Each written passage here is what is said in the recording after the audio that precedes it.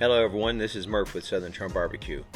I just wanted to reach out to everyone. It's been a while since I had any videos that I have uploaded. We've done some flyers and working on the business, but I just wanted to reach out and talk about the origin of Southern Charm BBQ and where it came from. In order to talk about that, well, we're going to have to go back quite a few years, back when I was little. My mom bought this house. It was in Anywhere Estates. Mom's Joyce Murphy. She bought this house on a piece of land and she loved the house. Now the backyard, it started out actually underwater. It had a lot of shrubs and palm fronds, and just it would rain and it would literally be 3 foot underwater. Well, after a little bit of work, taking down some barbed wire fences that were there and did some work to the backyard, we built it up. Multiple truckloads of dirt that went into that backyard. She decided that she wanted to do something where people can come over and have a good time. And the family always kind of originated around my mom. She was like the center hub of the family. Everybody came and went through her house, visited. I got to see aunts and uncles and cousins all the time because everybody came around to where my mom was at. She was like the center of the family nucleus, if you want to say. And she decided she wanted to build something up that was a Western style. So it started with a makeshift little bar that we took pallets and built and put together and put palm fronds over top of it, and then it grew from there to the point to where we had a dance floor, we had a gold mine, we had a still, we had a really nice looking bar. The sheds covered all of them with wood that came from the telephone poles that were on US 1 that we purchased, and we made a country store. We had stockade, we had a blacksmith shop, we had an outhouse. Now all this stuff was not functional per se to what it was meant to represent, but it was beautiful. And Mom would always have parties at least once a month.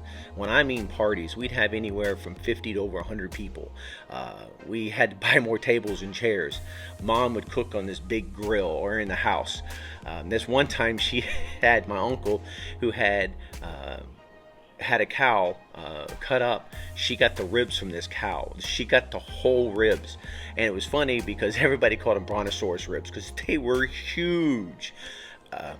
But what I remember is the smile on my mom's face, the smile on our friends and families that came over and ate, and the enjoyment that they had.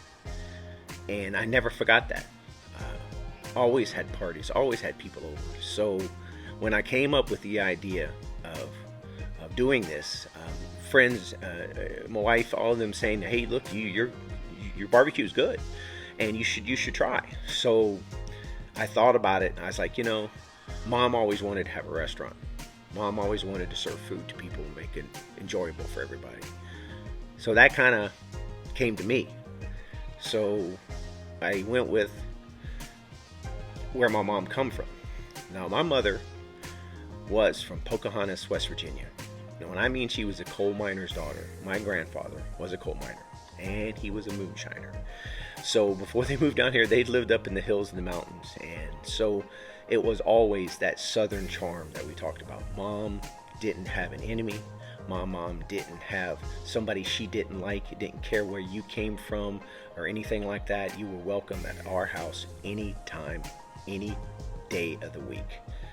So when I say southern charm, and I came up with the idea, was the charm that my mom presented to people when they came over. I get a little choked up and I'm sorry, but the name of the company means a lot to me. So Southern Charm BBQ. So I came up with the name Southern Charm BBQ after my mom, and I'm deciding, okay, what am I going to do? How am I going to represent this? Well, one of the things I like to cook, and people who've been to our trailer and have had the food. Now, I love our pulled pork. I love our ribs. I love the chicken, but I love to cook brisket. I strive to do better and just really make it very tasty and very juicy. So I wanted something to represent beef. A lot of barbecue restaurants, food trucks, all represent with a pig. Well, I wanted to do something with beef, and I wanted something to represent Southern charm. So I decided to have a bull's head, but I wanted it. I remember these cartoons where this bull's head had the curved horns in it, and just, you know, the image that I was looking for. And it took an artist several variations and tries to get it to the point to where I liked it.